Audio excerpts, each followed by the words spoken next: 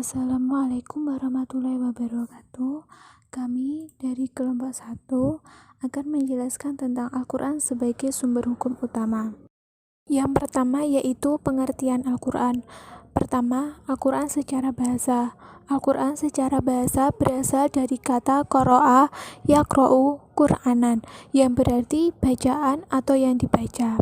Menurut pendapat para ulama, Al-Quran secara bahasa adalah menurut Ahliyani dan segolongan ulama lain, kata Al-Quran adalah bentuk masdar dari kata fi'il qara'a, artinya membaca, dengan perubahan bentuk kata qara'a yaqra'u Qur'anan. Dari kata tersebut, kata Qur'anan artinya bacaan yang bermakna isim maf'ul, makru'un artinya yang dibaca. Seperti yang dijelaskan dalam surat Al-Qiyamah ayat 17-18. Kedua, menurut Al-Asy'ari dan beberapa golongan lain, kata Quran berasal dari kata korona yang berarti menggabungkan sesuatu dengan yang lain. Yang ketiga yaitu menurut Al-Fara, kata Al-Quran berasal dari lafaz qoro'inun, merupakan bentuk jamak dari kata qorinantin yang berarti petunjuk atau indikator, mengingat bahwa ayat-ayat Al-Quran satu sama lain saling membenarkan. Yang keempat, menurut As-Sujaj, kata Quran merupakan kata sifat dari Al-Qur'u yang seimbang dengan kata fu'lanun yang artinya kumpulan. Yang terakhir, yang kelima, menurut Asy-Syafi'i, kata Quran adalah isim alam, bukan kata bentukan dari kata apapun, dan dari awal digunakan sebagai nama kitab suci yang diturunkan Allah Subhanahu wa Ta'ala kepada Nabi Muhammad SAW. Yang selanjutnya yaitu Al-Quran secara istilah.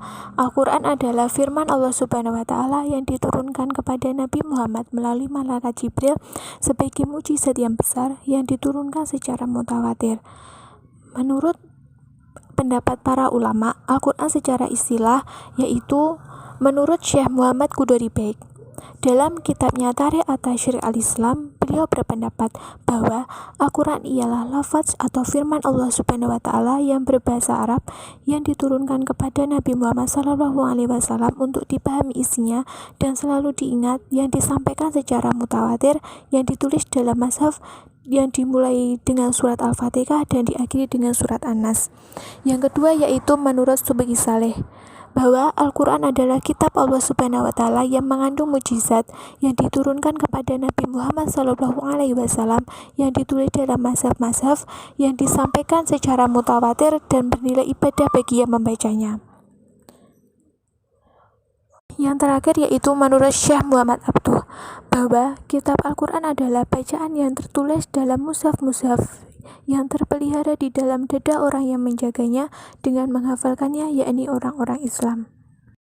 Selanjutnya yaitu tentang dalil kehujahan Al-Quran.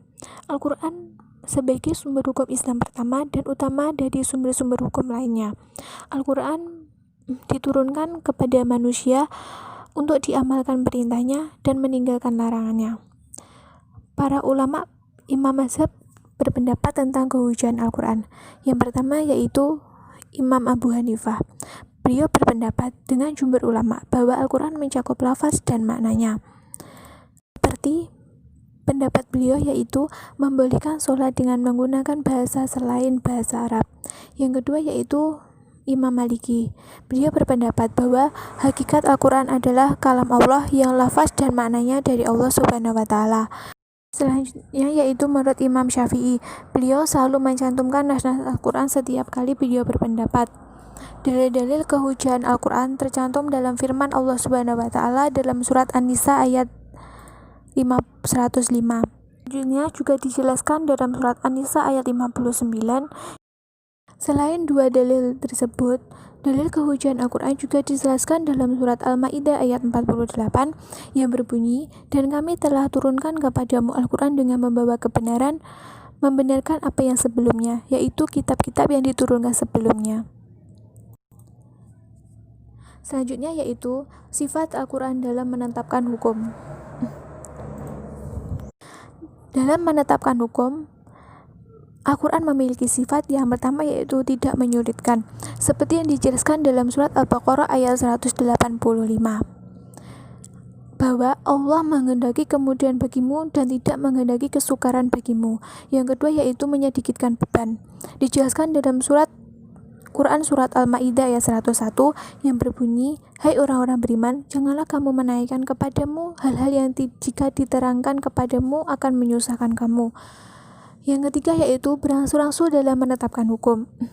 Seperti dalam mengharamkan khamr, telah ditetapkan melalui 3 proses. Yang pertama yaitu menjelaskan manfaat khamr lebih kecil dibandingkan akibat buruknya.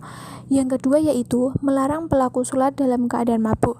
Yang ketiga yaitu menegaskan hukum haram kepada khamr dan perbuatan buruk lainnya. Selanjutnya yaitu membahas tentang karakteristik Al-Quran. Yang pertama yaitu kalamullah, lafaz dan makna, bahwa Al-Quran semata-mata bukan pada maknanya saja, melainkan mencakup lafaz dan makna. Yang kedua yaitu mudah dibaca, dipahami, dan diamalkan. Yang ketiga yaitu mutawatir. Maksudnya yaitu bermakna banyak, terkenal, atau umum. Yang keempat yaitu syumul atau universal, bahwa Al-Quran itu diperuntukkan bukan pada kalangan terbatas, tapi diperuntukkan untuk seluruh manusia. Yang kelima yaitu bahasa Arab paling banyak memiliki kosakata. Yang keenam yaitu terjaga keautentikannya. Yang terakhir yaitu sebagai mukjizat yang paling besar. Selanjutnya yaitu tentang kemukjizatan Al-Quran, yang berarti yaitu melemahkan atau menjadikannya tidak mampu. Yang secara terminologi menurut Mana Khalil Al-Qoton, yang berarti menampakkan kebenaran Nabi SAW dalam pengakuan orang lain sebagai seorang Rasul atas usulan Allah SAW, dengan menampakkan kelemahan-kelemahan bahasa Arab yang menandingi atau menghadapi mukjizat yang abadi yaitu Al-Quran. Beberapa syarat dapat disebut sebagai mukjizat yaitu: yang pertama, ada hal yang luar biasa. Yang kedua, disertai tantangan. Yang ketiga, selamat dari pengingkaran. Yang terakhir yaitu muncul dari Nabi. Selanjutnya yaitu tentang pembagian jenis mukjizat. Yang pertama yaitu mukjizat indrawi atau yang bisa disebut dengan hissiyah, yaitu muncul berdasarkan kekuatan dari segi fisik yang mengisyaratkan adanya kesaktian seorang nabi. Yang kedua yaitu rasional atau akliyah, berdasarkan kemampuan intelektual yang rasional. Perbedaan mukjizat Al-Quran dengan nabi sebelumnya, bahwa mukjizat nabi sebelumnya itu bersifat fisik, sedangkan Al-Quran sekarang yaitu mukjizat yang terjaga, abadi, dan berkelanjutan hingga bisa dirasakan sekarang. Selanjutnya yaitu tentang aspek-aspek kemukjizatan Al-Quran. Yang pertama yaitu aspek kebahasaan, bahwa gaya bahasa Al-Quran membuat orang-orang pada saat ini kagum dan sampai terpesona. Kedua yaitu tentang berita gaib. Berita gaib dibagi menjadi dua, yaitu berita gaib masa lampau. Ya, maksudnya pemaparan kisah-kisah lama yang sudah tidak hidup lagi dalam cerita-cerita Arab masih ditemukan secara keseluruhan dalam kajian-kajian kesejarahannya. Kedua yaitu tentang berita gaib masa datang. Al-Quran juga mengungkapkan peristiwa-peristiwa yang akan terjadi baik di dunia maupun di akhirat nanti. Yang ketiga yaitu tentang aspek isyarat ilmiah. Selanjutnya yaitu tentang qat'i dalalah. Pengertiannya yaitu bahwa qat'i adalah bentuk masdar dari fi'il madhi qata'a, yang berarti dasar, menajamkan atau menjadikan sesuatu dengan lainnya jelas, memotong, dan pasti. Menurut Abdul Wahab Khalaf berpendapat bahwa nas Al-Quran dan hadis yang bersifat qat'i al-dalalah adalah nas yang menunjuk pada makna tertentu yang tidak mengandung kemungkinan untuk ditakwil.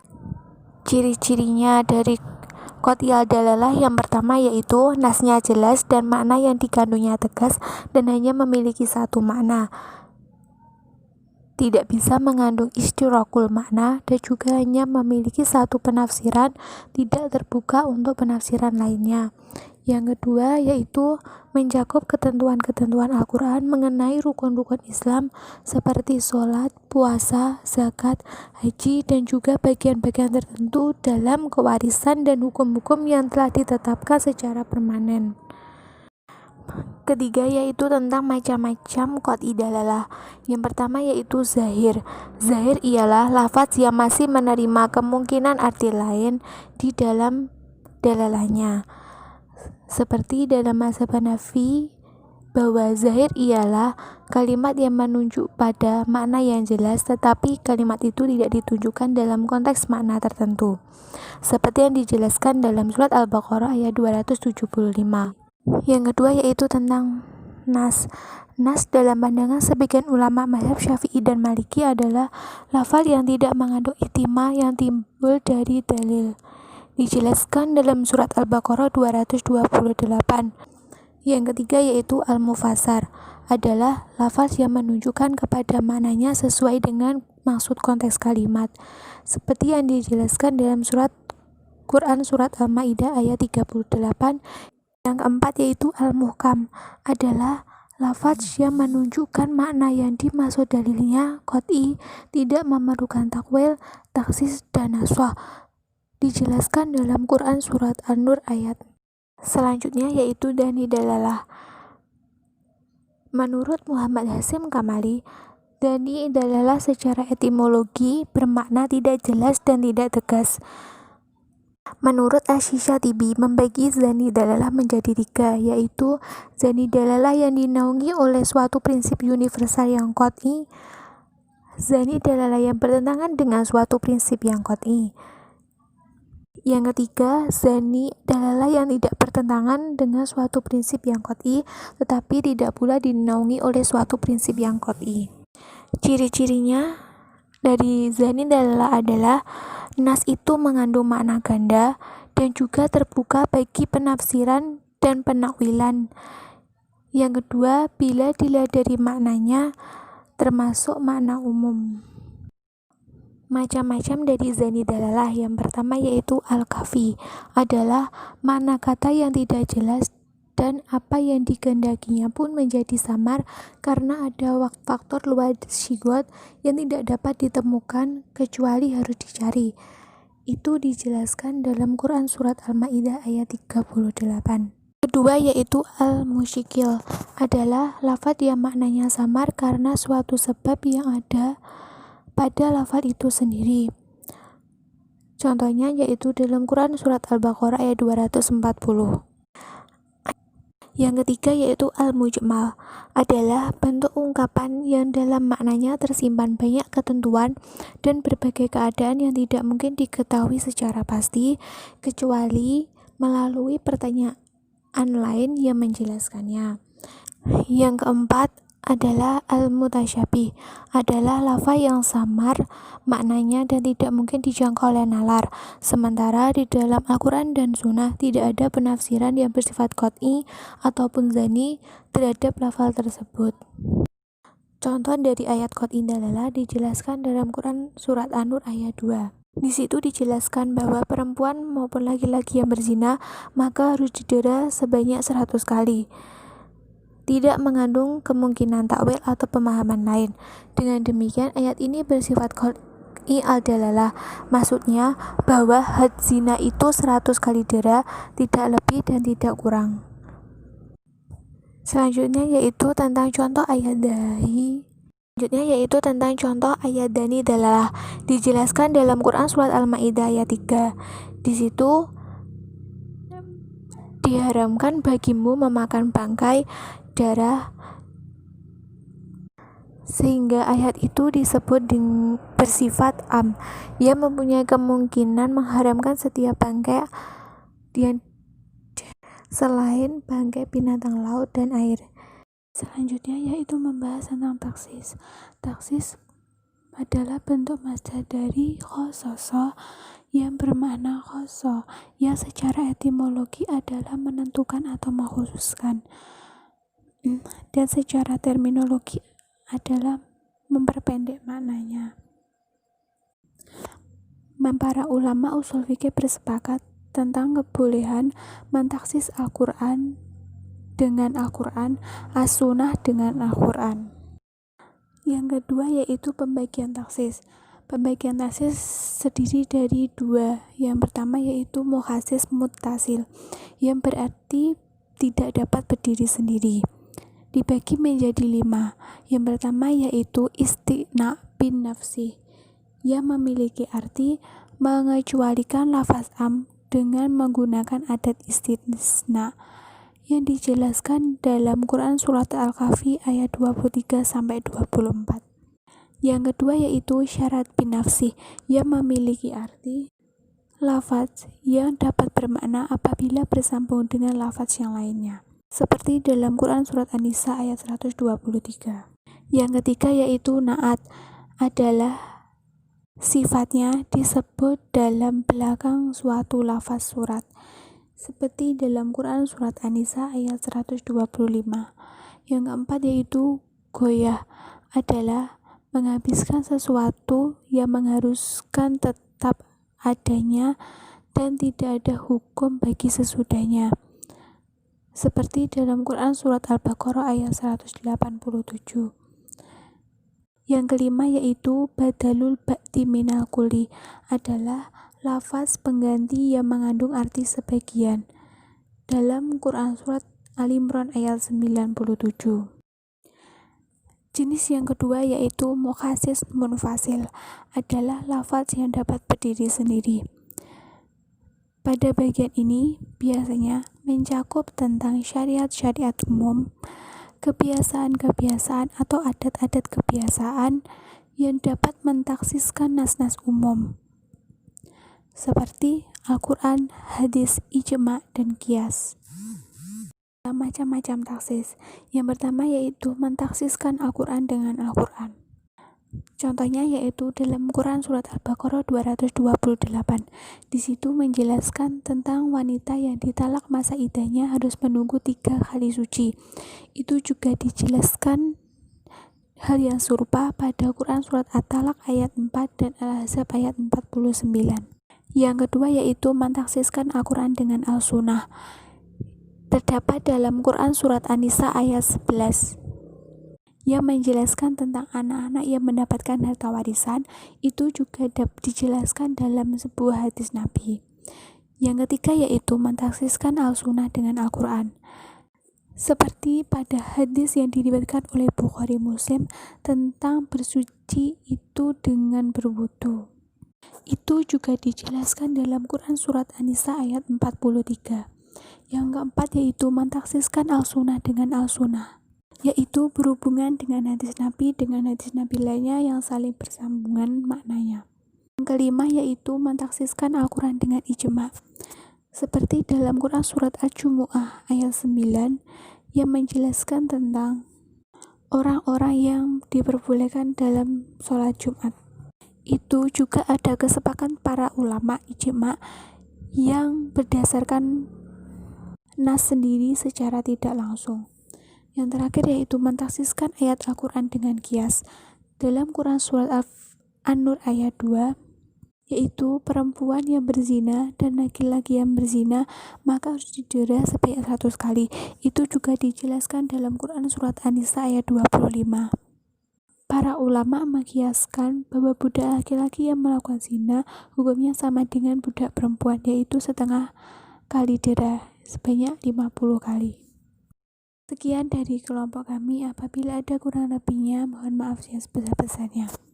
Wassalamualaikum warahmatullahi wabarakatuh.